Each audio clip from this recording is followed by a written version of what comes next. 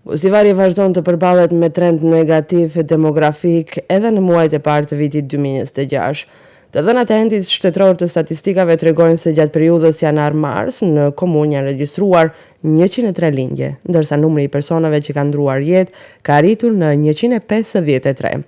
Kjo do të thotë se vetëm për 3 muaj numri i vdekjeve ka tejkaluar atë të lindjeve për 50 raste, duke e çuar shtimin natyror në minus. Shifrat pasqyrojnë vazhdimin e sfidave demografike me të cilat përballet Gostivari, një fenomen që prej vitesh karakterizohet nga rënja e natalitetit, plakja e popullsisë dhe migrimi i vazhdueshëm i qytetarëve. Përveç lëvizjeve natyrore të popullsisë, statistikat evidentojnë edhe zhvillimet në jetën familjare.